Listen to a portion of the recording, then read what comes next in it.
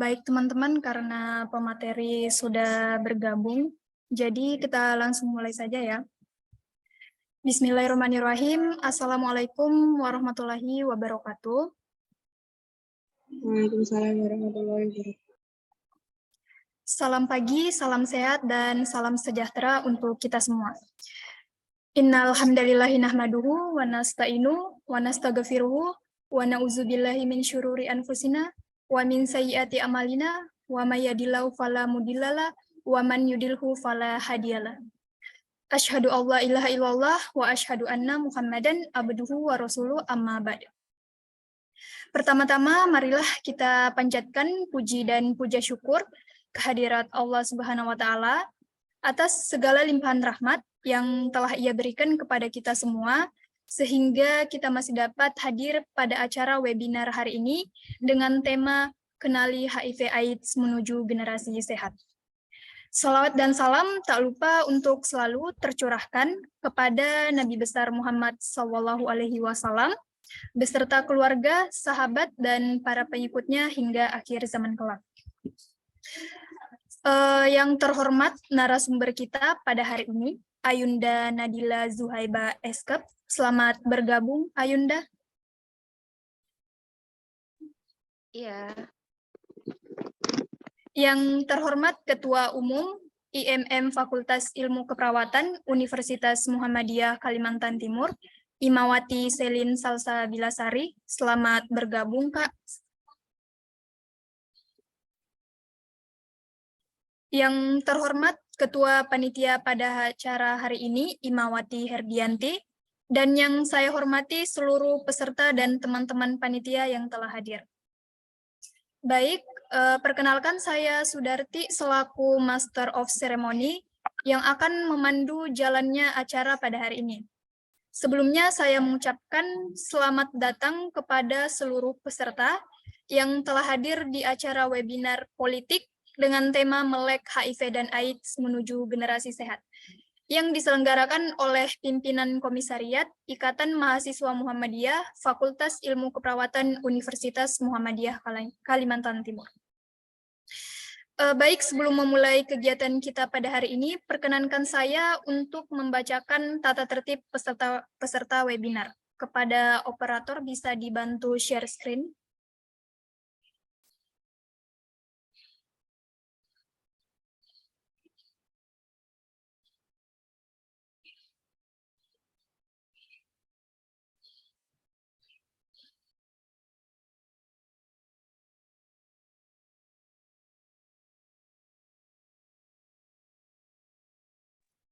Baik, tata tertib webinar politik, Melek HIV dan AIDS Menuju Generasi Sehat. Yang pertama, peserta wajib hadir 15 menit sebelum acara dimulai. Kedua, semua peserta menggunakan nama lengkap dan instansi, misalnya NUR, STRIP, UMKT. Yang ketiga, peserta berpakaian rapi, sopan, dan siap untuk mengikuti Zoom. Yang keempat, pada saat pemateri berbicara, mikrofon wajib di-mute. Yang kelima, peserta wajib mengaktifkan kamera selama acara berlangsung. Yang keenam, pada sesi sharing dan tanya jawab, peserta dapat bertanya dengan menuliskan di kolom chat atau raise hand dan menunggu persetujuan host. Yang ketujuh, peserta wajib mengisi daftar hadir melalui link yang di-share di kolom chat.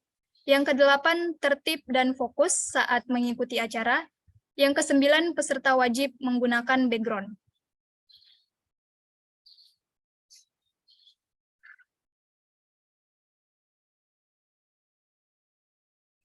Baik, sesuai dengan tata tertib yang saya bacakan tadi, silahkan kepada teman-teman yang belum merename namanya segera diubah sesuai format yang telah ditentukan.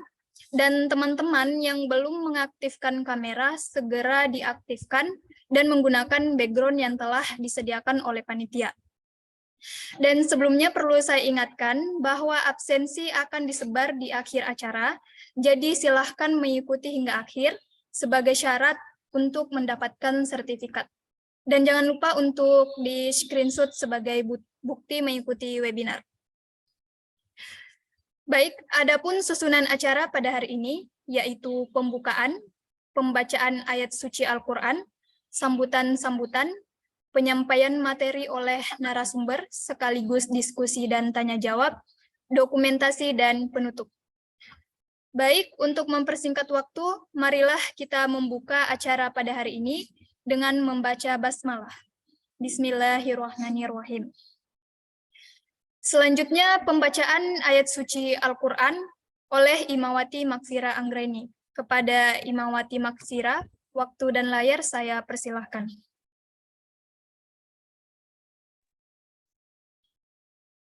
Apakah suara saya terdengar?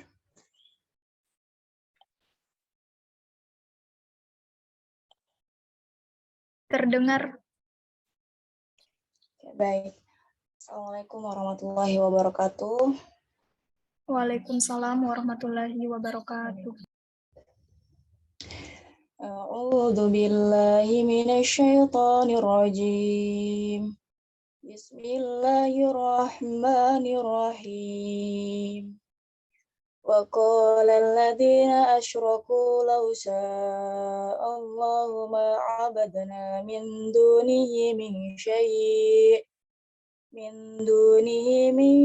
syai'in nahnu wala abauna wala haramna min dunihi min syai'. Kadzalika fa'ala alladziina min qablihim fahal 'alar rasuli illal balagul mubin. Walaqad ba'atsna fi kulli ummatin rasulan an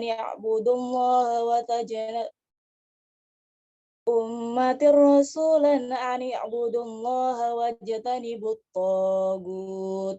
فمنهم من هدى الله ومنهم من حقت عليه الضلالة فسيروا في الأرض فانظروا كيف كان عاقبة المكذبين إن تحرص على هداهم فإن الله لا يهدي من يضل وما لهم من ناصرين وأقسموا بالله جهد أيمانهم لا يبعث الله من يموت بلى وعدا عليه حقا ولكن أكثر الناس لا يعلمون صدق الله العظيم.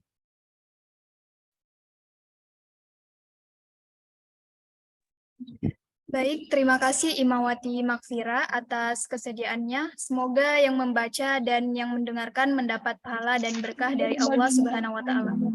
Amin. Amin ya Rabbal Alamin. Acara selanjutnya yaitu menyanyikan lagu Indonesia Raya dan Mars Muhammadiyah. Kepada teman-teman peserta diharap untuk mengambil posisi dengan baik.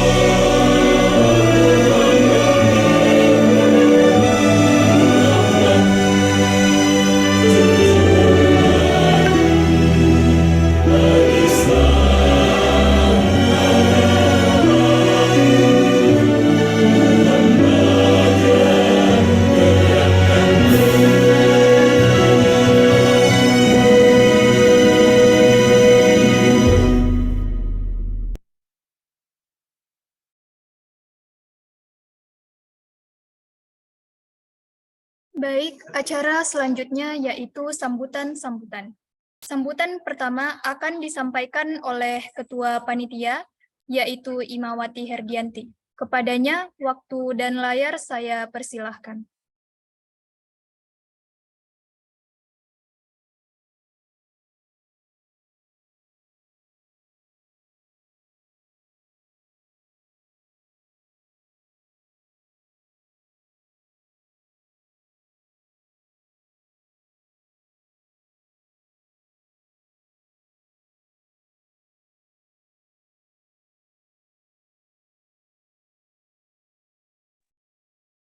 Bismillahirrahmanirrahim.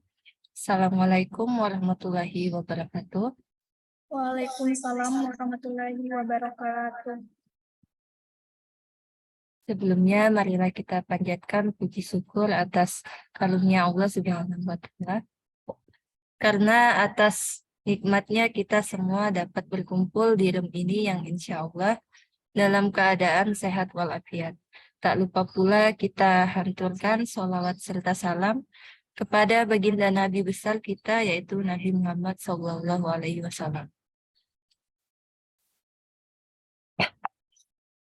Yang terhormat, pemateri kita pada hari ini, yaitu Ayunda Nadila Zuhaibah. Saya ucapkan terima kasih sudah berkenan hadir mengisi acara kami. Yang terhormat, Ketua Umum Ikatan Mahasiswa Muhammadiyah, Fakultas Ilmu Keperawatan, Universitas Muhammadiyah Kalimantan Timur, Kak Selin Salsabilasari. Dan yang saya hormati seluruh peserta yang telah hadir pada pagi hari ini. Saya Herdianti selaku Ketua Panitia, mewakili seluruh panitia mengucapkan selamat datang di acara webinar politik Melek HIV dan AIDS menuju generasi sehat. Saya mengucapkan terima kasih atas begitu besarnya antusiasme teman-teman semua. Dan juga saya mengapresiasi atas kerja keras teman-teman panitia yang telah maksimal menyelenggarakan acara webinar pada hari ini. Tentunya dengan diselenggarakannya acara ini, diharapkan kita semua untuk lebih waspada terhadap penyakit HIV dan AIDS ini.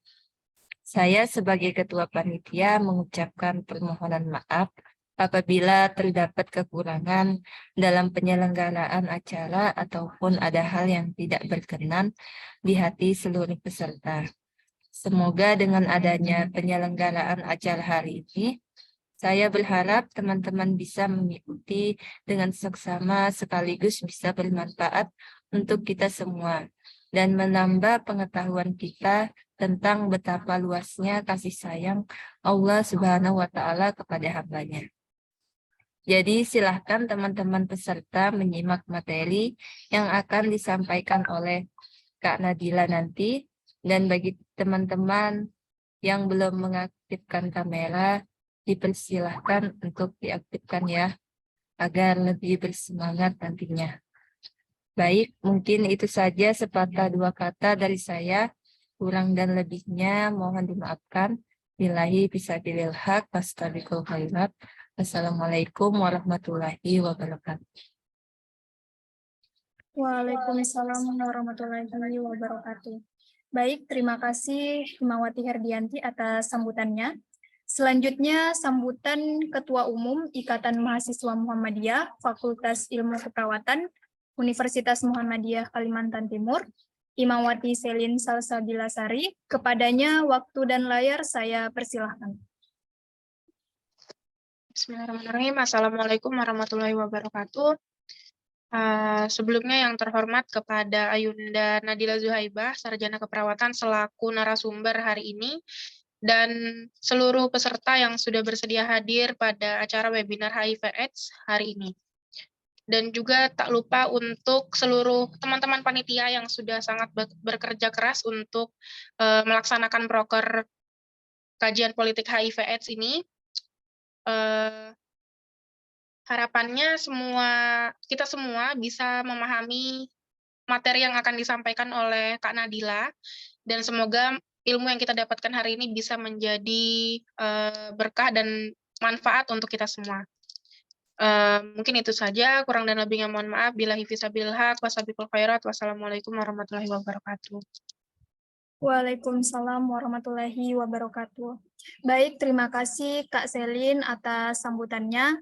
Dan selanjutnya tibalah kita di acara inti, yaitu penyampaian materi oleh narasumber yang sangat luar biasa sekali, yaitu Ayunda Nadila Zuhaibah, Eskep, yang nantinya akan dipandu oleh moderator yang tentunya sangat cantik sekali, yaitu Imawati Nur Halimah Seftiani.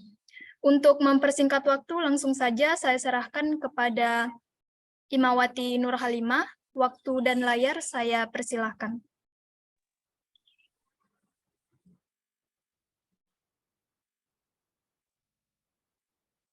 Baik, terima kasih MC atas waktu yang diberikan. Bismillahirrahmanirrahim. Assalamualaikum warahmatullahi wabarakatuh. Waalaikumsalam warahmatullahi wabarakatuh. Pertama-tama, marilah kita panjatkan puji syukur kita kepada Allah Subhanahu wa Ta'ala karena telah memberikan rahmat dan kesehatan serta keselamatan sehingga kita semua dapat berkumpul di Zoom ini dengan keadaan sehat walafiat. Baik, izinkan saya memperkenalkan diri. Perkenalkan, saya Halimah selaku moderator yang akan memandu jalannya materi hari ini. Pada kegiatan kita hari ini selama 45 menit ke depan, dan seperti yang telah MC kita sampaikan tadi, bahwa materi ini dengan tema Melek HIV dan AIDS menuju generasi sehat. Dengan narasumber yang luar biasa sekali, yaitu Ayunda Nadila Zuhaibah, Eskep, yang merupakan juga anggota instruktur IMM Samarinda. Selamat datang Ayunda di acara kami. Baik, untuk mengenal narasumber kita lebih jauh, perkenankan saya untuk membacakan CV dari beliau. Mohon izin Ayunda. Bisa di-share screen.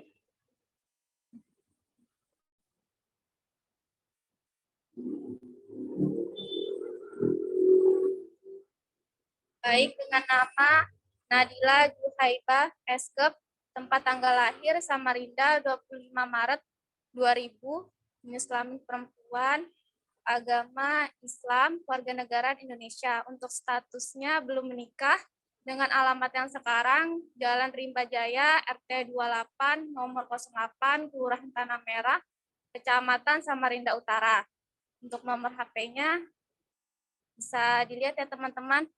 Untuk pendidikan beliau tahun 2004 sampai 2005 TK ABA 13 Samarinda, tahun 2005 sampai 2011 SDN 033 Samarinda, tahun 2011 sampai 2014 SMP IT Madinah Samarinda, tahun 2014 sampai 2017 MAN 2 Samarinda, tahun 2017 sampai 2001 di Universitas Muhammadiyah Kalimantan Timur, kampus kita sekarang, dan 2002 sampai sekarang di Poltekkes Kemenkes Kaltim.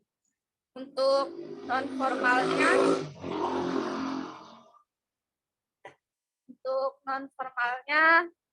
mungkin bisa dibaca ya teman-teman. Untuk pengalaman organisasi dari beliau dari tahun 2015 sampai 2017, anggota PMR, anggota karya tulis ilmiah biologi, tahun 2018 sampai 2019, anggota komisariat IMM S1 Ilmu Keperawatan UMKT, tahun 2019 sampai 2020, bendahara komisariat IMM Pakestar UMKT,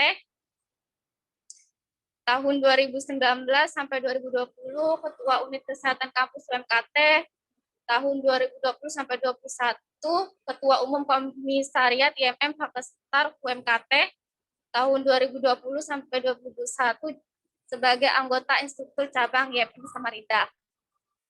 Untuk kemampuannya wajib sekali ya beliau, bisa dibaca teman-teman. Dan untuk pengalaman kerjanya tahun 2020 karyawan counter, tahun 2020 sampai sekarang beliau menjabat guru TPA Anissa Unit 072, 2018 sampai sekarang online shop, 2021 sampai 2022 di Lens Klinik Ulta Medica L3 di Tenggarong. 2021 sampai 2022 Beautician PZ Skincare Samarinda.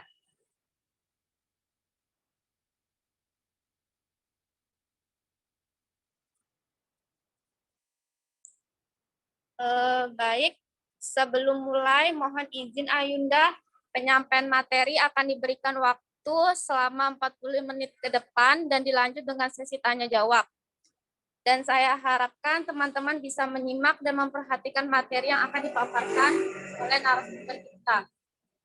Karena materi ini sangat penting bagi kita untuk mengenal HIV dan AIDS untuk generasi sehat, yang menjadi sebuah kunci generasi muda seperti kita untuk membiasakan diri dalam hidup sehat.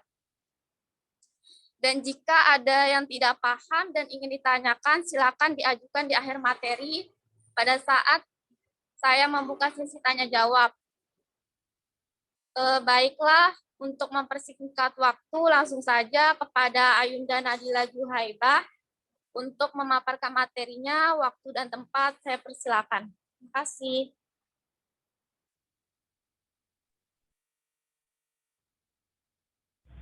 Oke, terima kasih teman-teman dari MC ya sama moderatornya tadi telah mempersilakan waktu terhadap saya. Mohon maaf sebelumnya suara saya kedengaran.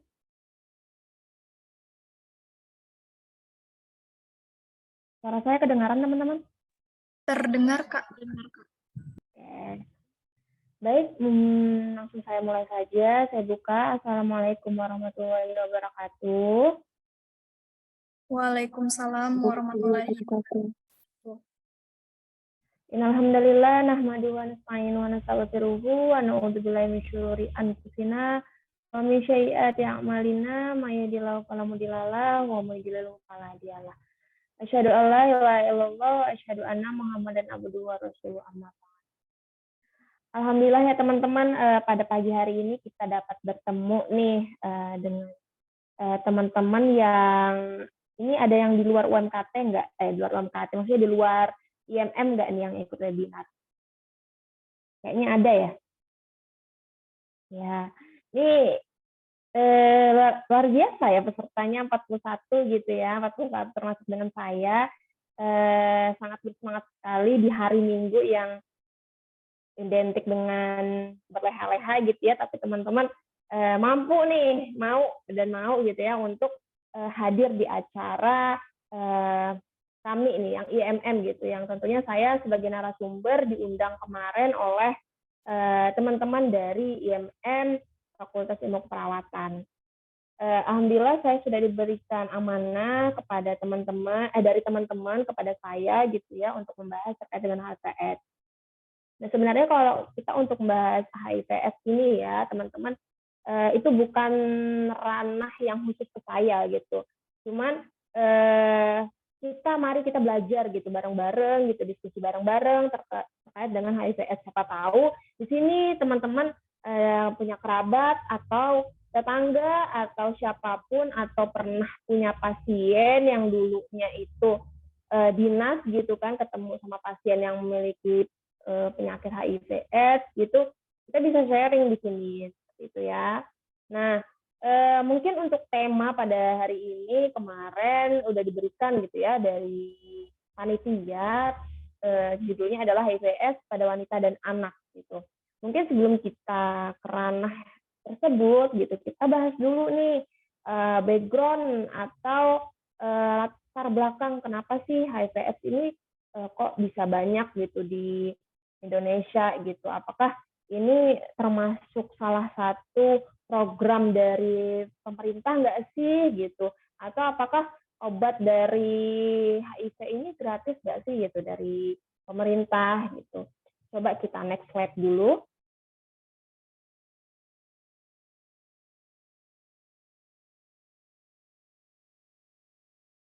Oke, di next slide-nya.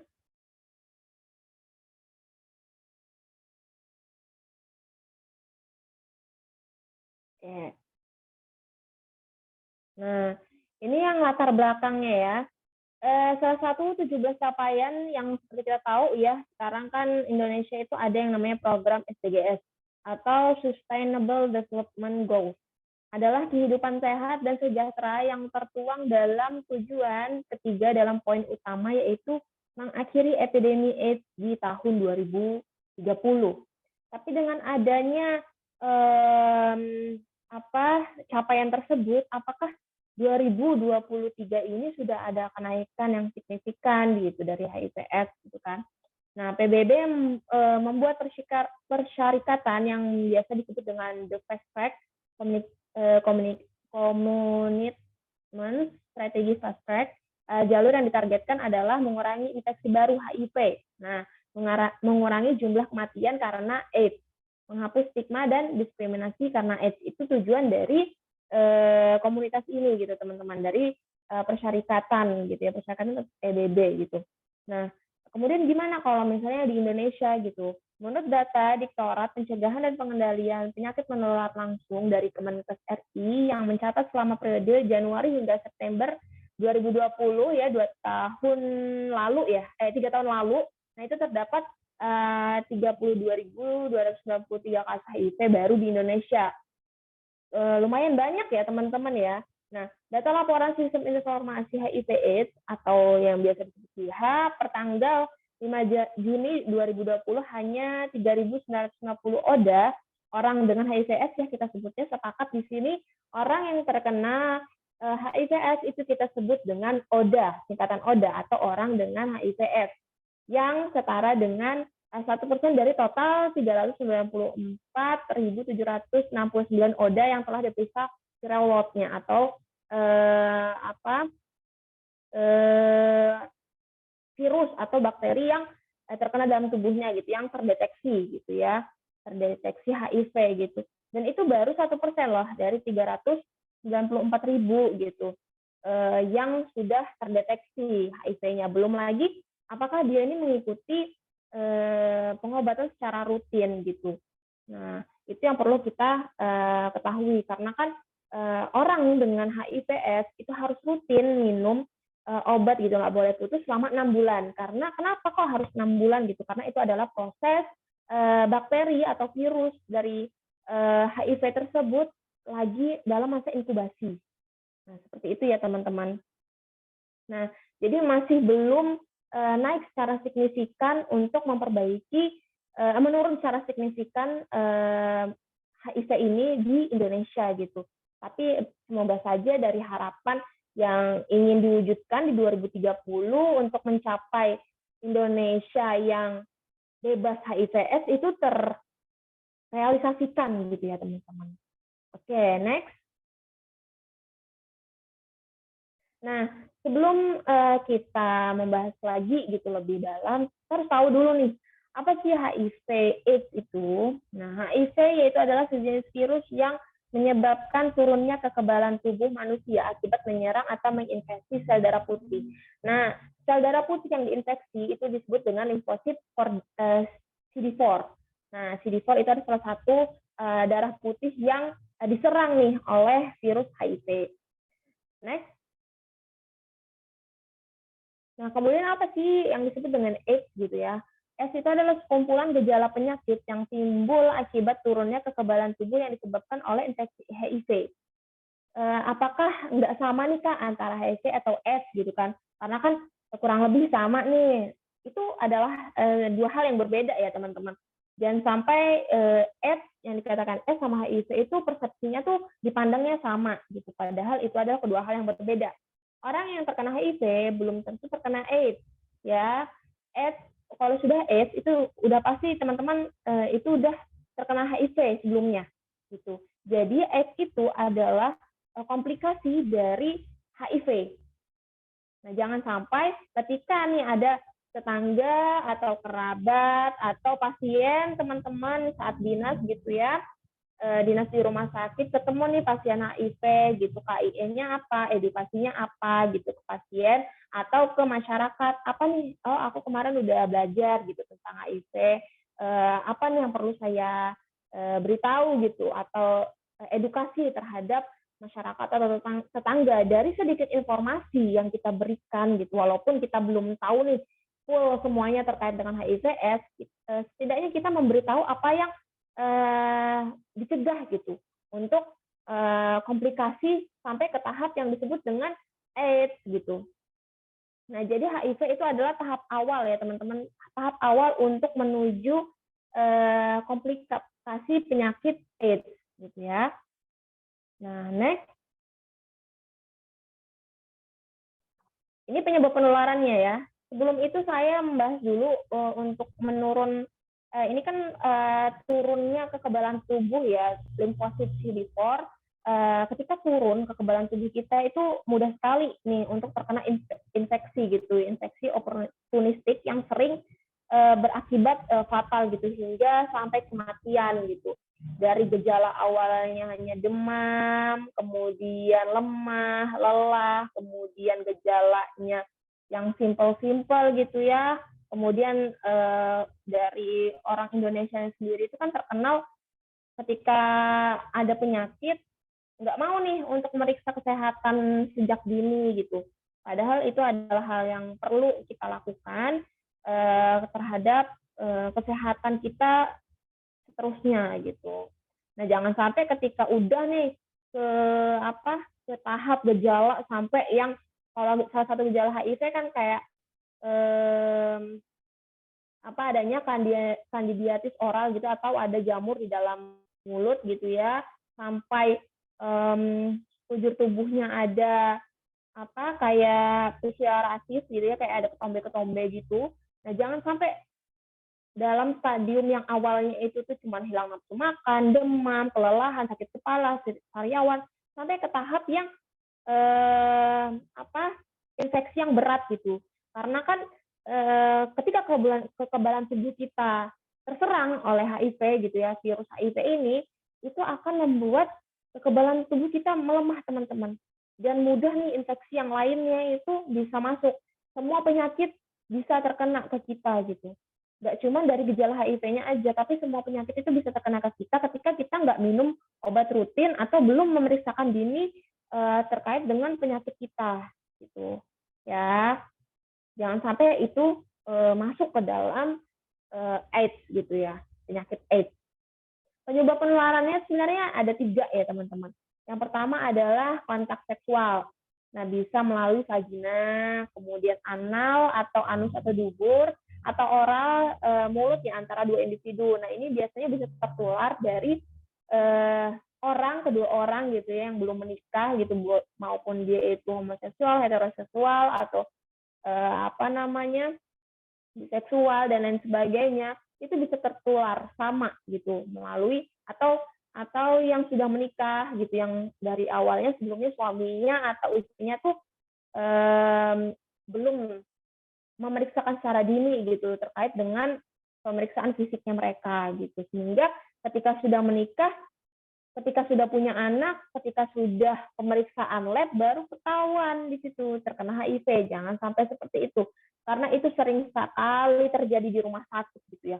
Ketika nih anaknya sudah melahirkan, malah sudah melahirkan gitu ya, udah punya anak gitu, baru teridentifikasi kalau dia terkena HIV. Karena juga bisa jadi kerahasiaan antara suami istri itu terkait dengan penyakit itu tidak dikomunikasikan kayak gitu. Padahal itu bukan termasuk aib ya kalau sama suami istri, karena itu adalah suatu hal yang akan berpengaruh untuk masa depan ketika dia nanti sudah punya anak kayak gitu. Jangan sampai terdeteksinya itu pas sudah punya anak, kasihan anaknya gitu ya. Padahal ini anak bisa gitu dilakukan pencegahan HIV/AIDS dengan berbagai macam prosedur gitu. Tapi karena sudah terlanjur sehingga anaknya ini juga ikut dirawat gitu untuk perawatan pengobatan profilaksis HIV ya. Nah, kemudian yang kedua adalah jarum suntik atau alat tusuk lainnya yang terkontaminasi. Alat tusuk lainnya itu maksudnya apa? Misalnya tindik nih yang anak-anak preman atau anak-anak jalanan, kenapa sih mereka butuh edukasi yang lebih gitu?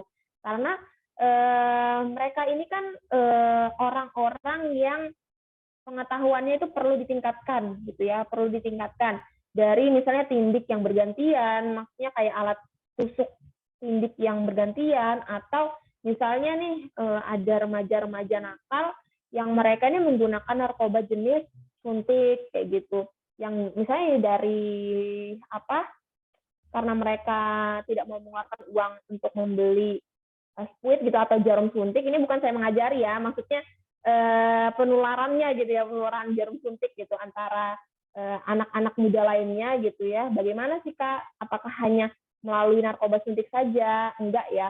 Nah, jadi kenapa sih kok bisa jadi penularannya itu lewat narkoba suntik?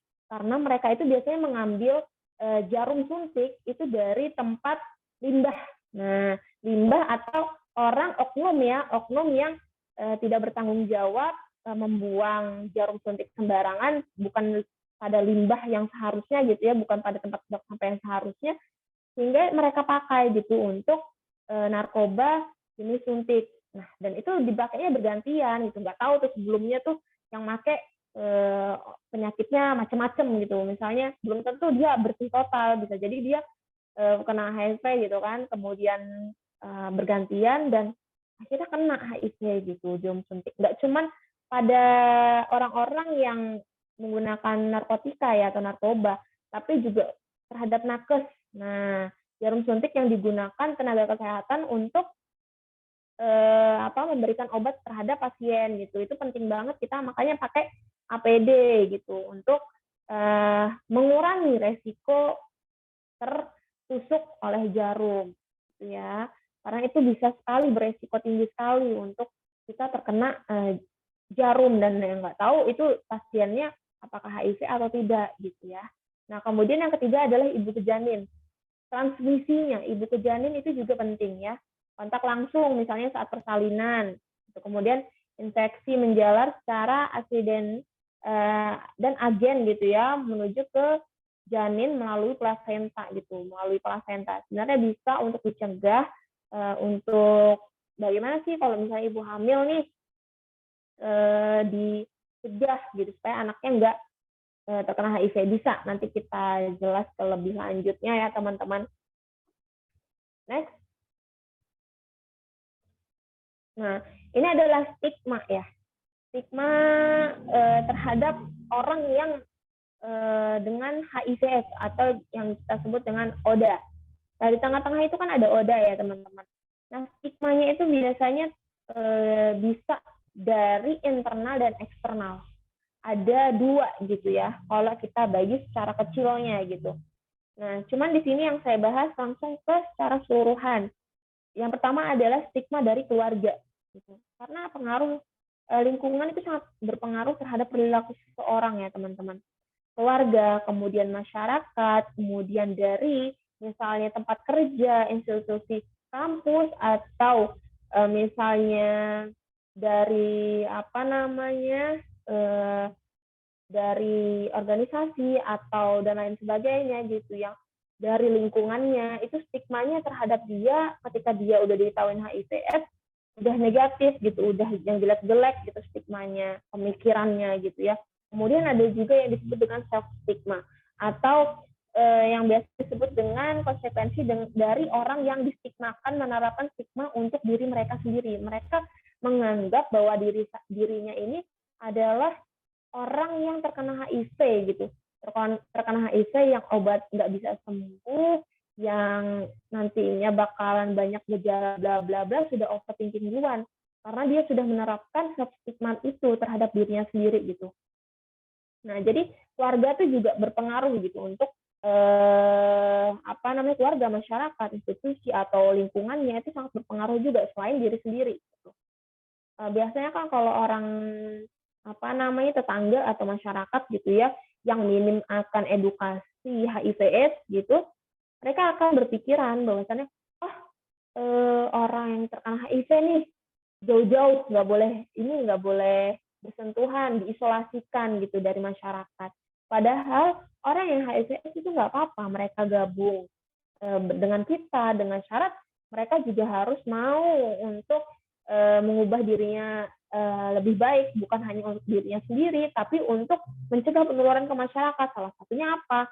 Salah satunya adalah dengan mengonsumsi obat antiretroviral itu, ARV atau disebut dengan ARV gitu ya. Nah, di sini menurut Patrick W, Corrigan, dan Petra, stigma itu sebenarnya dibagi menjadi dua pemahaman, teman-teman. Dua sudut pandang gitu ya. Yang pertama tadi adalah stigma dari masyarakat dan self-stigma tadi. Nah, stigma masyarakat itu terjadi ketika masyarakat umum setuju dengan stereotip yang udah tergambar di muka orang yang HIV itu bahwasannya dia itu nggak boleh didekatin gitu, buruk gitu. Maksudnya orang dengan HIV itu bisa ketularan ke kita gitu. Padahal sebenarnya nggak tahu nih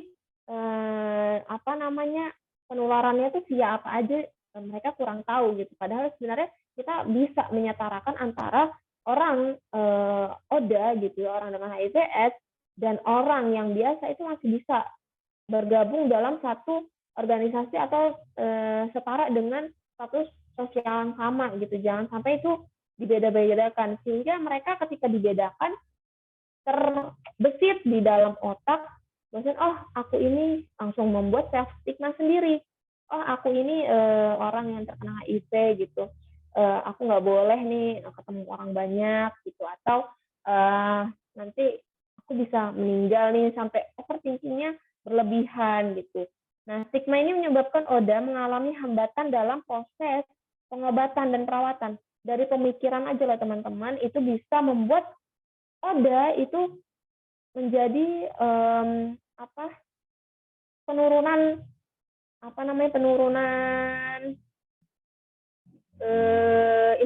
imun dalam tubuhnya itu semakin menurun. Padahal ini imunnya udah turun nih, malah makin turun lagi karena adanya stigma tersebut gitu, dari pikiran-pikiran dari masyarakat maupun diri sendiri gitu. Nah, dalam proses pengobatan dan perawatan, karena orang yang hidup dengan kondisi kesehatan yang stigmatisasi sering sekali hidup dalam masyarakat yang sama gitu. Teratasi, cuman dia terisolasi gitu dari masyarakat dan terkekang dalam pengalaman stigma mereka sendiri. Mereka blunder dalam pikirannya sendiri gitu, bahkan dia menderita HIV gitu.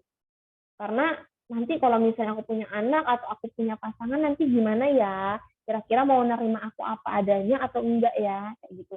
Memang orang dengan HIV/AIDS itu tidak mudah, teman-teman. Ketika mereka melalui proses penerimaan diri, bagaimana supaya dia nih menerima dirinya apa adanya, bagaimana supaya dia bisa ke tahap pengobatan yang rutin. Bahkan ada orang yang melakukan pengobatan tapi putus gitu di jalan, karena mungkin nggak mau nih ngambil obat di puskesmas atau sekedar tidak ada perubahan gitu, karena biasanya masyarakat beranggapan mungkin nggak ada perubahan nih yang kayak signifikan, padahal baru sehari 2 hari minum obat gitu ya. Nah, padahal yang dianjurkan harusnya adalah 6 bulan seterusnya gitu. Apakah setelah 6 bulan kita boleh lepas obat ARV? Itu harus tetap, teman-teman. Jadi nggak dilepas pengobatan tersebut gitu. Karena itu seumur hidup jangka panjangnya. Ya, seumur hidup kita minum obat ARV gitu untuk menekan penyerangan virus ini terhadap limfosit CD4 kayak gitu. Baik, langsung next. Nah, ini pencegahannya ya teman-teman. Pencegahannya itu bisa melalui 3 hal ini. Yang pertama, tugas untuk nakes, tentunya tenaga kesehatan atau orang-orang yang orang awam gitu ya, yang telah belajar gitu, misalnya ibu-ibu PKK gitu kan, mereka kan, atau kayak kader posyandu, orang awam tapi mereka bisa mengedukasi masyarakat, itu perlu kita tingkatkan gitu. Edukasi atau KIE terhadap orang-orang yang terkena HIV/AIDS gitu. Terkadang ini yang sering kita lupakan, padahal itu adalah hal yang terpenting ya, kewajiban pakai nakes gitu ya, atau orang yang bisa gitu melakukan edukasi seperti ya organisasi-organisasi kesehatan atau organisasi-organisasi seperti kader posyandu gitu, ibu-ibu kader posyandu gitu, itu bisa melakukan promosi kesehatan karena mereka juga udah mendapatkan edukasi dari tenaga kesehatan gitu ya. Transmisi yang kedua gitu, maksudnya kayak pemberi informasi yang kedua gitu Nah, itu yang pertama adalah promosi kesehatan dulu nih yang pertama. Kemudian yang kedua adalah upaya pencegahan perilaku berisiko. Maksudnya seperti apa? Upaya pencegahan perilaku berisiko itu, misalnya yang pertama, tadi kan seperti menggunakan jarum suntik yang sembarangan, kemudian tadi juga misalnya tidak melakukan langkah preventif atau pencegahan lebih awal, gitu ya. Itu harus ditingkatkan gitu, pencegahan yang terutama gitu. Misalnya nih kita udah kena HIV, anak kita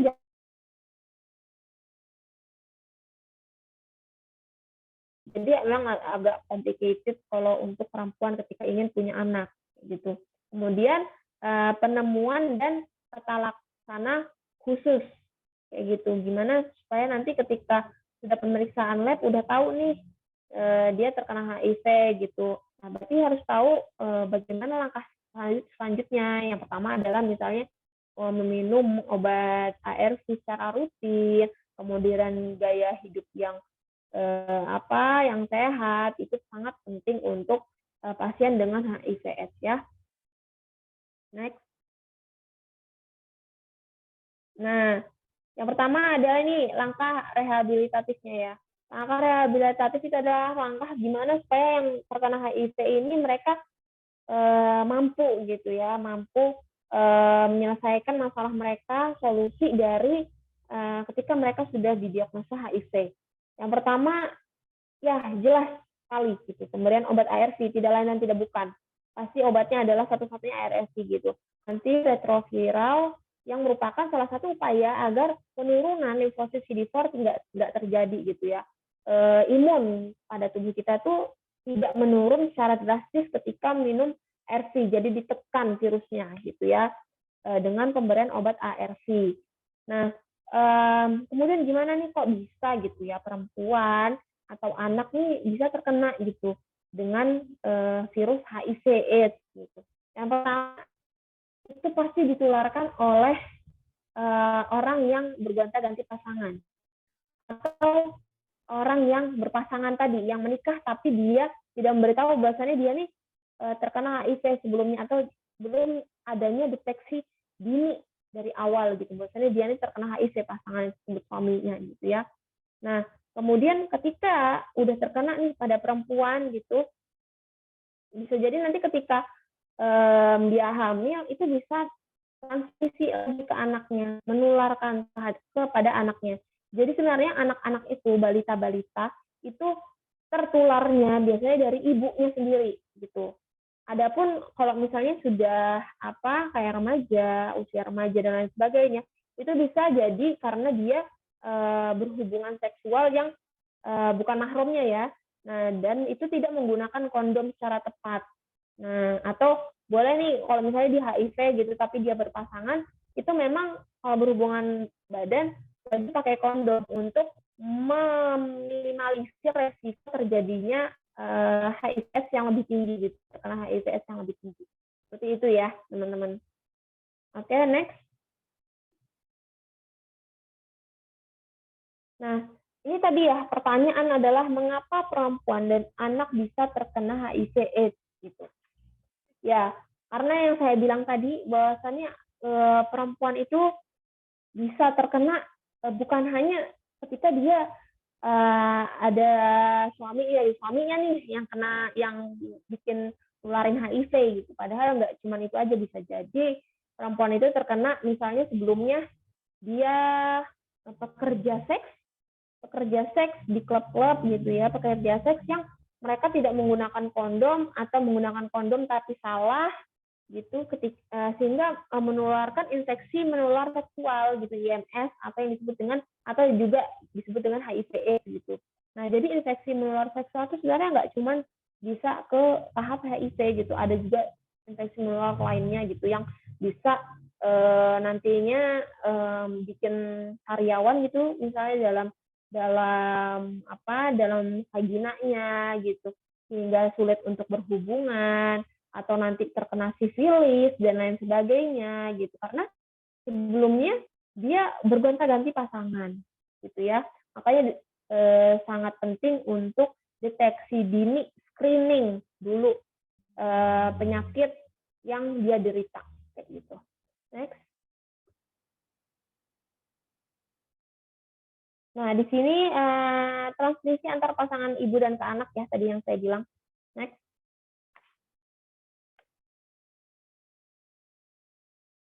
Nah, pencegahan transmisi vertikal ini antara ibu dan anak ya.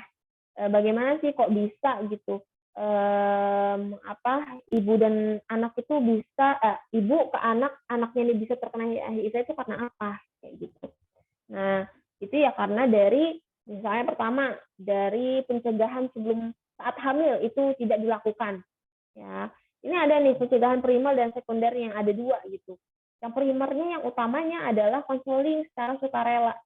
Bagaimana dia untuk berantusias untuk mencari informasi terkait dengan HIV, kemudian pemeriksaan darah, kemudian rahasia yang harusnya dia beritahu gitu terhadap pasangan maupun nakes.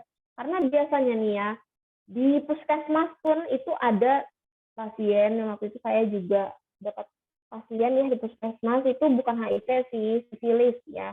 Nah itu baru tahu ketika dia pemeriksaan kehamilan gitu, pemeriksaan check up dan ternyata dia terkena sifilis kayak gitu. Nah mungkin dia tidak memberitahu kita kayak gejala dia denial gitu saat ditanya-tanya terhadap nakes kepada nakes ya pada kita.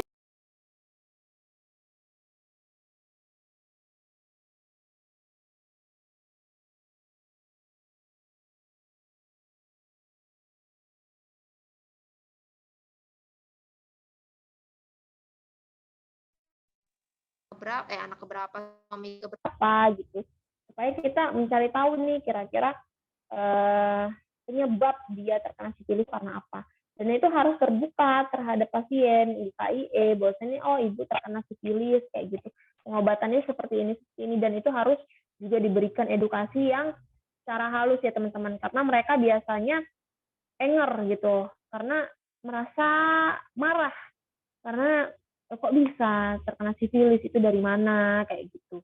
Nah, itu yang harus kita edukasi secara perlahan gitu karena penerimaan sesuatu yang negatif di masyarakat gitu ya, penyakit yang negatif di masyarakat dan itu terkena kepada dia sehingga dia merasa down, merasa marah, merasa dirinya tidak berdaya gitu.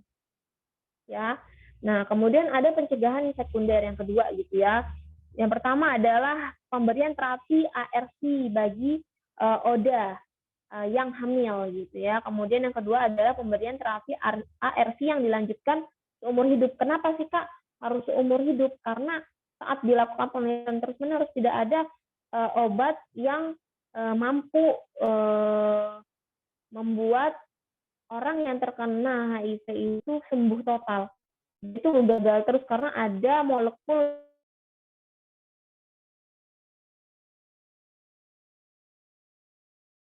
ya untuk untuk obat pasien dengan HIV gitu.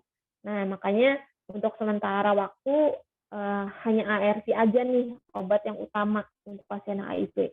Kemudian yang ketiga adalah pemberian profilaksis ARV untuk bayi yang baru lahir dari ibu yang HIV. Kemudian yang keempat adalah pertolongan persalinan oleh petugas terampil. Contohnya bukan kepada dukun yang dukun desa gitu ya. Nggak tahu kalau dukun desa sekarang masih ada atau enggak. Mungkin kemungkinan masih ada ya, cuman nggak kayak dulu yang masih banyak banget. Kalau sekarang kan masih ada nih udah yang bidan verifikasi gitu. Sebelum ke bidan pun, saat kita ke bidan pun saat udah ada tanda-tanda infeksi menular seksual itu pasti akan dirujuk ke puskesmas gitu. Saat di puskesmas nanti pasti akan dicek dulu untuk kan dicek lab untuk mengetahui HB-nya, untuk mengetahui nih penyakitnya itu apa gitu. Misalnya HIV positif atau sifilis positif kayak gitu ya. Nah, itu akan dirujuk dulu ke puskesmas supaya lebih tahu penyakitnya nanti dan untuk mengetahui terapi lanjutannya itu seperti apa aja saat di rumah sakit kayak gitu. Kemudian yang keempat, pertolongan persalinan tadi kan sudah oleh petugas terampil. Kemudian yang kelima, pembersihan jalan lahir. Nah, biasanya mereka nih pakai chlorhexidin ya, tapi itu hanya dosis yang bisa dilakukan oleh tenaga medis terampil saja. Gitu ya. Kemudian yang keenam adalah persalinan, yang dipilih itu adalah sesar, teman-teman. Supaya mengurangi resiko penularan terhadap bayi saat dia baru lahir. Karena saat ibu hamil yang ingin melahirkan secara normal gitu ya, saat sudah kehamilan 37 minggu atas, itu mereka limfositnya itu lebih tinggi gitu. Limfositnya lebih tinggi sehingga bisa memicu HIV-nya ini dari penekan HRV yang sudah di ARV gitu ya, minum obat ARV itu bisa naik lagi gitu ya, virusnya gitu. Nah, sehingga itu beresiko sekali menularkan terhadap bayi. Jadi lebih baik dan lebih bagus lagi untuk dikurangi faktor resikonya dengan sesar kayak gitu. Nah, kemudian yang ketujuh adalah menjaga kesehatan ibu, tentunya dari segi nutrisi, dari obat harus rutin. Kemudian ada yang terakhir ada pemberian nutrisi pada bayi yang lahir dari ibu terinfeksi HIV. Nah, kalau pemberian nutrisi terhadap bayi itu gimana, Kak? Misalnya ini kan dia pasti harus ASI kan, harus ASI eksklusif gitu. Selama 2 tahun harus ASI gitu total. Terus gimana kalau misalnya dia HIV gitu kan, ibunya HIV. Terus untuk mencegah penularan kepada bayi itu seperti apa, Kak? Itu bisa dilakukan dengan cara misalnya nih anak tersebut diminumkan susu formula gitu. Susu formula saat lahir. Ada khusus gitu ya untuk pada bayi dengan HIV. Yang pertama tadi kan profilaksis dulu HIV. Kemudian minum ASI yang sufor gitu, yang tidak dari tidak dari ibunya gitu. Nah, itu bisa saja, hanya saja itu dilihat lagi kalau misalnya bayinya tuh alergi atau tidak cocok dengan susu sufor tersebut, dia boleh minum dari ASI ibunya. Gitu. Boleh sekali minum ASI dari ibunya, hanya saja tidak boleh tidak boleh di mix antara mix feeding ya namanya ya, antara susu formula dan susu ASI ibunya. Kenapa nggak boleh di mix? Karena itu bisa menurunkan imun dari si bayi tersebut sehingga bisa masuk nih ke dalam tubuhnya. HIV itu lebih mudah masuk ke dalam tubuh orang dengan resiko HIV gitu pada anaknya, karena organ-organ tubuh usus yang untuk menyerap makanan itu belum bertumbuh secara sempurna gitu dari organ pencernaannya. Makanya itu sangat beresiko untuk malah lebih cepat masuk. Jadi kalau misalnya memang mau ASI aja. Kalau mau sufor aja. Kayak gitu ya. Nah, jadi untuk anak, untuk ibu itu rutin minum ARV. Kalau khusus untuk keperempuanan ya ini ya, untuk perempuan. Nah, ada beberapa faktor yang menyebabkan ODA itu mengalami kegagalan dalam terapi ARV. Faktor tersebut diantaranya yang pertama tadi adalah tingkat pengetahuan yang masih minim sekali gitu. Kemudian yang kedua adalah karakteristik pasien karena ada karakteristik tadi ya, yang kedua ya. Kemudian pasien dengan adanya dukungan yang diberikan oleh keluarga dan tenaga kesehatan dalam proses pengobatan atau terapi ARV. Nah, itu menurut Taryaribo 2022. Mungkin itu aja teman-teman dari saya. Untuk lebih lanjutnya mungkin nanti kita diskusi aja ya teman-teman. Nanti bisa saya sampaikan dulu nih kepada moderator, saya alihkan dulu kepada moderator untuk pertanyaan teman-teman lebih lanjut. Oke, itu saja dari saya tutup dulu ya. Wassalamualaikum warahmatullahi wabarakatuh. Waalaikumsalam warahmatullahi wabarakatuh.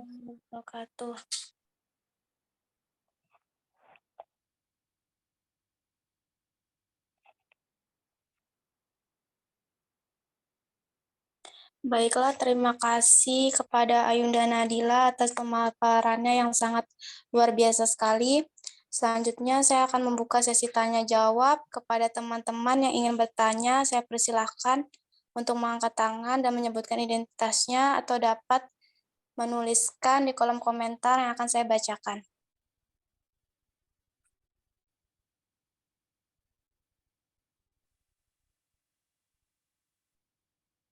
Ini nggak ada yang bertanya ya ini. Alhamdulillah berarti ngerti semua ini.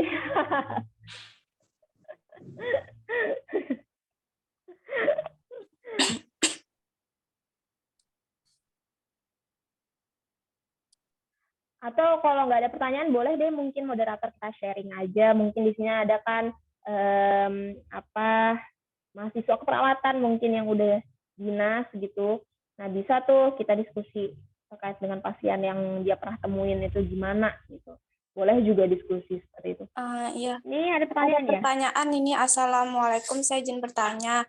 Kak, jika tidak pernah berhubungan seksual, apakah tetap harus melakukan pemeriksaan HIV dan AIDS dari Evi Hanisa? Mungkin bisa langsung dijawab. Oke, siapa namanya tadi? Evi Anissa ya? Ya. Ya, Evi Anissa.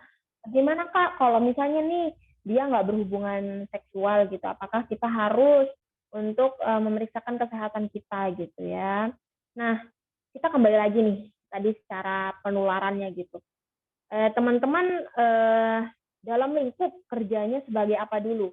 Ketika sebagai nakes atau hal yang berhubungan dengan rumah sakit atau puskesmas, itu kan beresiko untuk tertusuk jarum kayak gitu. Nggak cuma nakes aja gitu, CS itu juga beresiko. Cleaning service di rumah sakit itu juga beresiko untuk mereka terkena jarum suntik kayak gitu.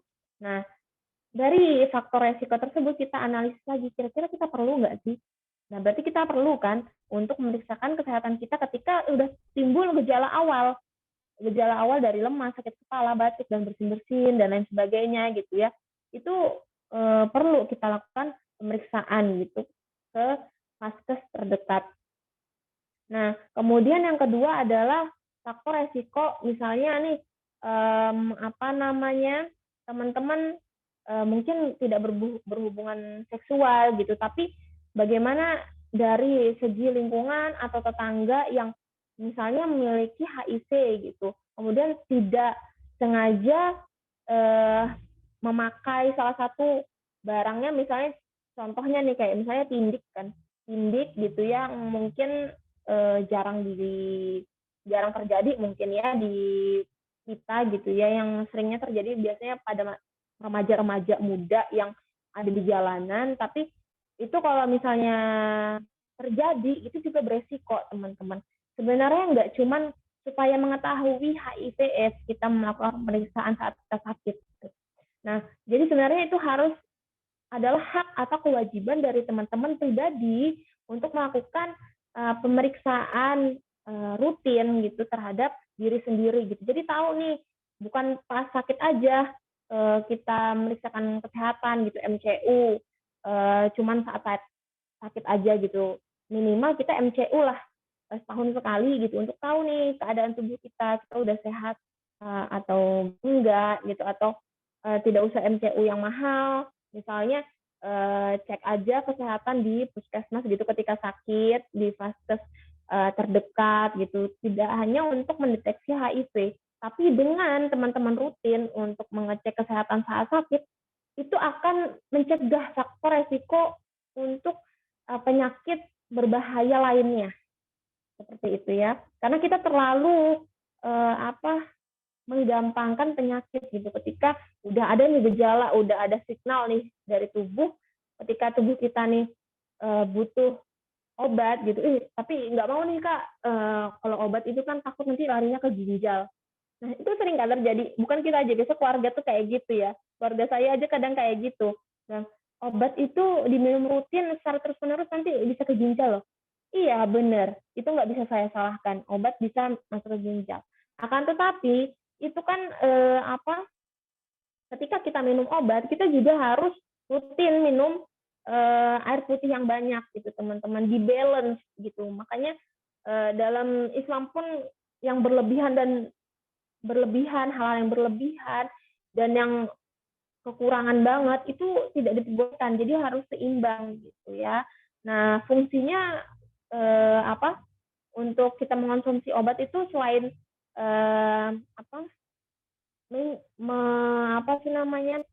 selain untuk mengobati penyakit, ya untuk nanti ke depannya tidak ada gejala-gejala oportunistik lainnya gitu, teman-teman. Gitu ya. Oke. Paham ya siapa namanya? Evi. Bagaimana Mbak Evi Hanisa, apakah bisa dipahami? Bisa, Kak. Terima kasih. Sama. Silakan teman-teman jika ada yang ingin bertanya lagi, bisa menuliskan di kolom chat komentar.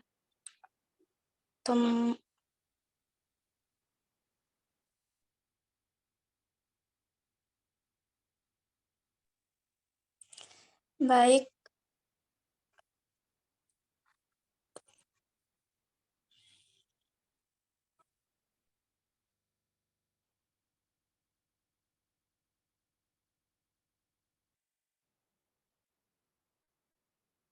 Ada lagi yang mau bertanya atau kita boleh sharing-sharing deh.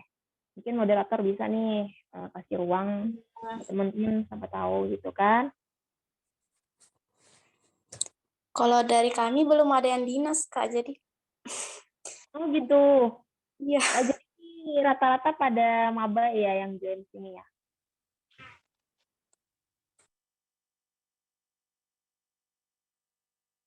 Izin masuk, Halimah, di kolom chat ada yang bertanya.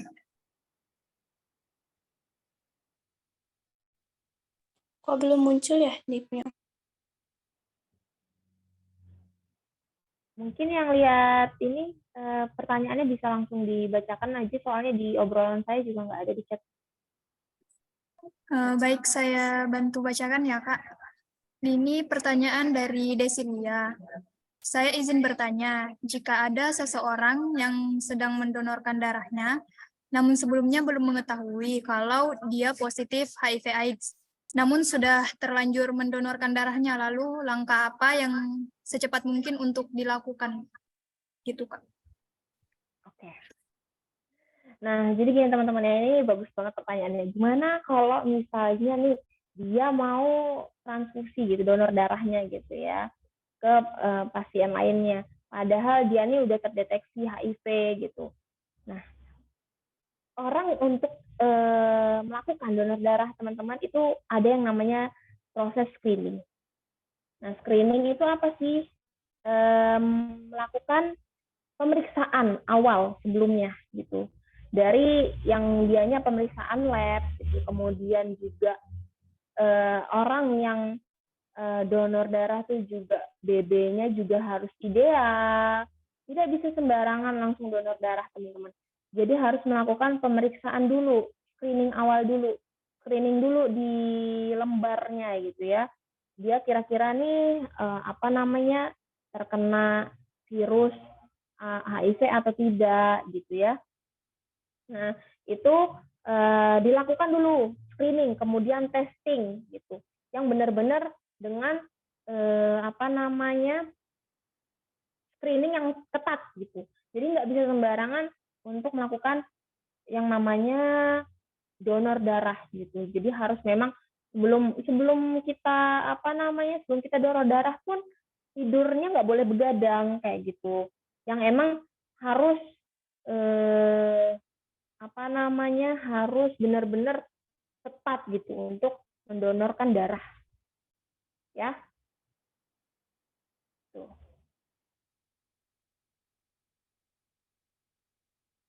Ya, itu aja mungkin dari saya. Ini kok pesan-pesan dari teman-teman nggak kebaca ya? Iya, Kak, sama di HP Tadi ada juga yang mirip. Tadi ada. Izin, Iya, Kak, tadi di ada. sini ada pertanyaan lagi. Assalamualaikum, Kak, izin bertanya, apakah orang yang terkena HIV rentan terhadap virus COVID-19? Oke, apakah orang yang HIV rentan terhadap COVID-19? Rentan sekali. Ya, rentan sekali. Jadi sebenarnya gini teman-teman, orang yang kena HIV/AIDS itu kan imunisasinya, imunnya limfosit CD4-nya itu kan rendah kan ya. Nah, sehingga ketika imunnya lemah, itu semua penyakit bisa masuk, termasuk dengan COVID salah satunya, COVID-19. Nah, dengan datangnya COVID, itu menjadi pemicu komplikasi gitu ya, komplikasi terhadap pasien dengan HIV. Kecuali nih kalau memang benar-benar dia minum obat ARV, itu bisa menekan virus HIV yang masuk ke dalam dirinya, dan COVID ini bisa dia terjangkit tapi tidak komplikasi parah sehingga beresiko bisa meninggal gitu ya. Nah, kan kalau COVID kan komplikasinya bisa ke pernapasan ya. Nah, itu bisa mengakibatkan pasien dengan HIV gitu, dan tambah lagi COVID, itu beresiko meninggal dunia gitu ya, karena imunitas tubuh yang dia cari gitu dari COVID dan HIV. Mungkin itu. Ada lagi nih kayaknya. Tapi nggak kebaca. Iya Kak, ini ada 2 pertanyaan lagi. Ini Ya. dari Dortiana Mone. Saya izin bertanya, seberapa besar resiko untuk tinggal bersama orang yang positif HIV, dan bagaimana cara menghindari penularan dan bagaimana cara pencegahan HIV, Kak? Gimana sih kalau misalnya kita tinggal serumah dengan orang dengan HIV, kemudian gimana cara mencegahnya gitu ya. Nah, ketika kita tinggal dengan orang yang memiliki HIV, yang pertama adalah kita kurangi kontak seperti tempat makan dan lain sebagainya yang itu bareng-bareng gitu ya, makanya bareng-bareng itu dipisahkan sendiri-sendiri. Karena apa? Memang bukan lewat keringat tubuh gitu ya, tapi kita nggak tahu dia nih nanti ketika punya luka gitu kan, misalnya luka di kulit atau di mana yang mengeluarkan darah, terus pakai handuk, terus kita sebagai warganya pakai handuknya juga, kemudian terkena. Nah, itu kan bisa terjadi gitu kapanpun. Nah, makanya untuk meminimalisir resiko tersebut, memakai alat makan atau hal-hal pribadi itu sendiri, jangan dicampur gitu ya. Jadi dipisah. Kemudian dan yang terpenting mencegahnya adalah dengan terapi ARV. Itu yang sangat penting ya. Jadi teman-teman kalau misalnya gimana pencegahannya, yang utama sih Kak, ya itu satu-satunya dia harus sadar bahwa dia memiliki penyakit HIV dan dia harus mau mengikuti prosedural minum ARV setiap hari gitu selama 6 bulan rutin gitu. Nah, setelah nanti lepas dari 6 bulan tetap juga minum ARV gitu, karena 6 bulan itu adalah di mana masa virus itu tuh menyerang terus limfosit T4-nya kita yang terkena HIV. Jadi barang-barang, tempat makan, handuk, potongan kuku, itu semuanya dipisah gitu. Boleh kita berdampingan dengan orang HIV, tapi harus tahu cara mencegahnya gitu, supaya mengurangi faktor resiko kita juga terkena HIV gitu. Atau kalau misalnya suami istri gimana Kak, untuk berhubungan, padahal kan keluarga juga kan, untuk berhubungan seperti apa? Yaitu adalah mengurangi faktor resikonya dengan saat berhubungan memakai kondom. Gitu. Yang tentunya tidak boleh salah gitu, harus secara benar pakai kondomnya. Mungkin itu aja dari saya. Ada lagi? Ini ada satu lagi Kak. Ini pertanyaan dari Dwi Astri. Kak, izin, saya waktu itu pernah mendengar, jika tidak salah, bahwa ada usaha dari pemerintah untuk memberikan pil atau obat yang akan dibagikan kepada masyarakat umum sebagai bentuk mencegah HIV. Kira-kira apakah hal tersebut berpengaruh terhadap pola pikir masyarakat, Kak? Oke. Bagus juga. Ini tadi saya mau bahas juga tapi kelupaan gitu ya. Akhirnya ada pertanyaan ini gitu. Nah, sebenarnya program dari pemerintah terkait dengan obat ARV itu sudah diperjalankan dari lama ya. Sama juga kayak hepatitis, itu obatnya juga sudah ada gitu.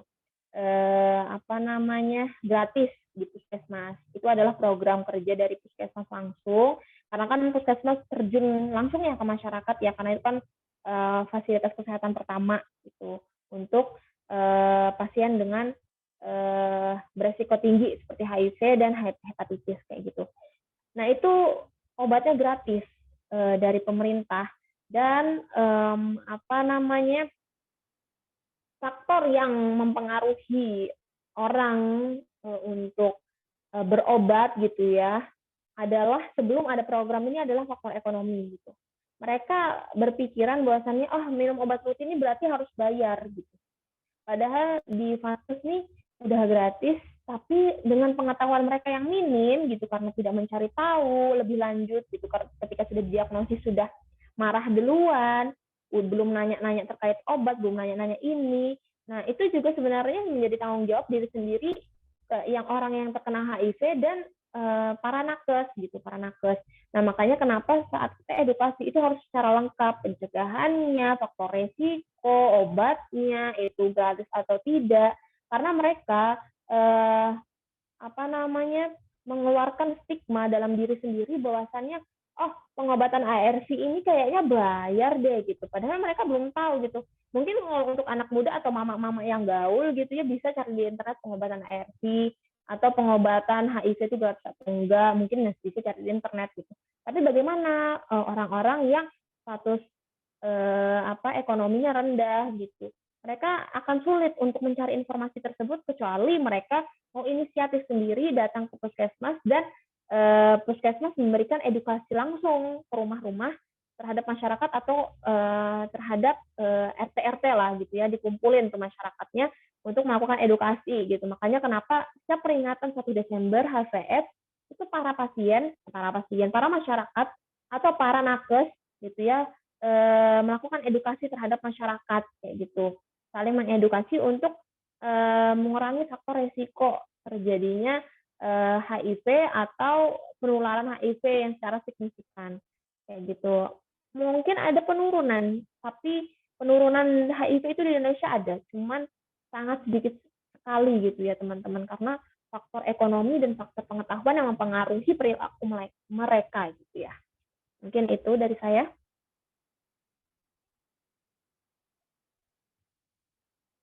Baik, terima kasih Kak.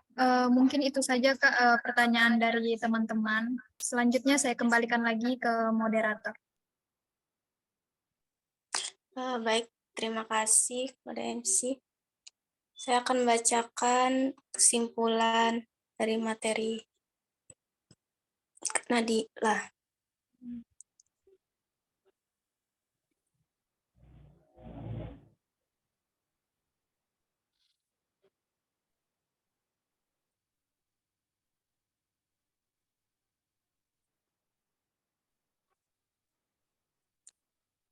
Baik, jadi kesimpulan dari materi ini, sebagai manusia sosial, kita sebaiknya tidak menjauhi orang yang tertular HIV atau AIDS, tetapi menjauhi penyakit tersebut dengan cara mencegah sehingga tidak adanya diskriminasi dan stigmatisasi terhadap penderita HIV atau AIDS oleh masyarakat, sehingga mereka bisa menjalani pengobatan tanpa kendala dan memperoleh dukungan atau bantuan dari masyarakat di lingkungan sekitar, sehingga mereka bisa tetap sehat dan resiko penularan HIV atau AIDS menjadi sangat kecil.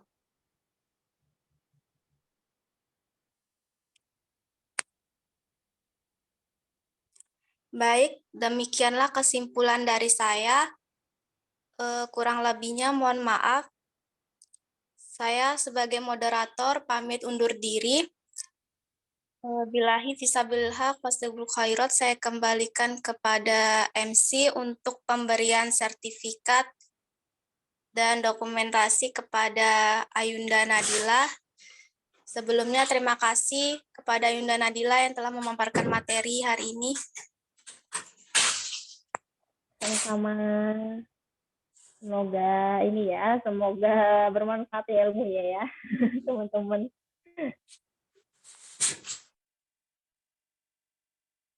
Baik, terima kasih Halimah yang telah menjadi moderator kita. Dan saya ucapkan terima kasih pula kepada Ayunda Nadila yang telah menyampaikan materi yang sangat luar biasa sekali di acara kita pada hari ini.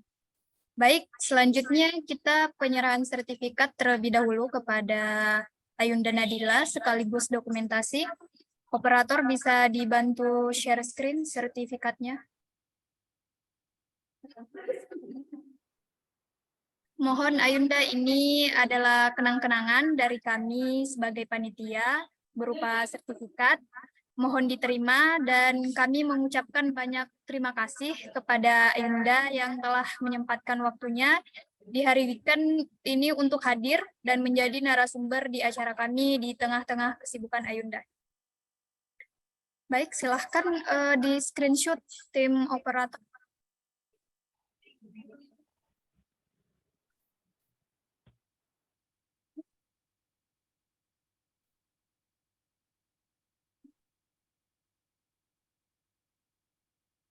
Terima kasih ya teman-teman ya. Terima kasih Sudah diberi juga Ayunda kesempatan. telah menyempatkan waktunya di hari weekend. Baik, mungkin Ya, nggak selanjutnya apa-apa. Sama-sama belajar. ya. Baik, selanjutnya kita dokumentasi bersama peserta ya. Mungkin teman-teman peserta bisa diaktifkan terlebih dahulu kameranya.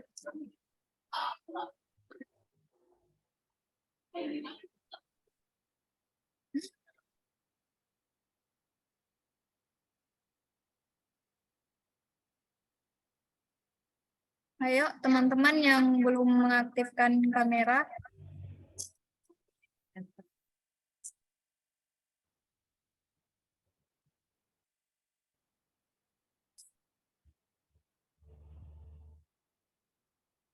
Tim operator bisa dibantu screenshot. Saya mulai screenshot ya, mungkin bisa bergaya dulu. Saya hitung 1, 2, 3. Sebelahnya lagi. 1, 2, 3.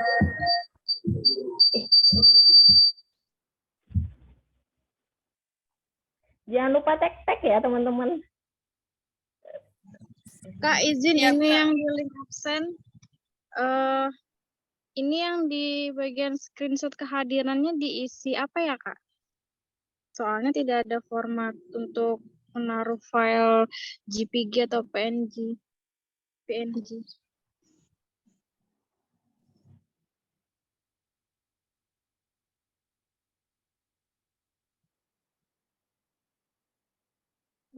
Mohon ditunggu ya teman-teman, nanti di-share kembali absennya.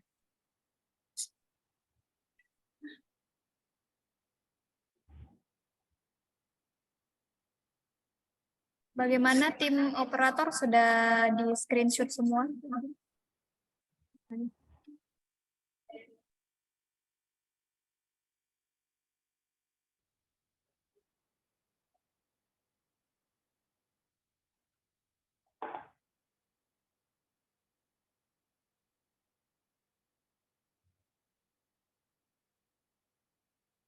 Alhamdulillah telah selesai teman-teman acara kita pada hari ini. Banyak sekali ilmu yang bisa kita dapatkan dari Ayunda Nadila mengenai pentingnya mengetahui dan mengenali penyakit HIV/AIDS itu sendiri. Semoga apa yang sudah beliau sampaikan bisa bermanfaat untuk kita ke depannya. Untuk absensi mohon ditunggu sebentar ya teman-teman. Mungkin tim operator jika absennya telah diperbaiki mungkin bisa dikirim ke kolom komentar ya. Dan tibalah kita di akhir acara. Sekali lagi saya ucapkan terima kasih kepada Ayunda Nadila yang telah menjadi narasumber dan juga seluruh teman-teman peserta yang telah hadir. Saya Sudarti sebagai Master of Ceremony pamit undur diri. Apabila ada salah kata dan perilaku mohon dimaafkan. Dan saya akhiri, wassalamualaikum warahmatullahi wabarakatuh. Ini absennya sudah disebar ya teman-teman, jadi silahkan absen sebelum meninggalkan room Zoom. Ya, makasih banyak ya teman-teman. Saya izin live ya. Baik, Kak. Terima kasih juga, Kak. Ya.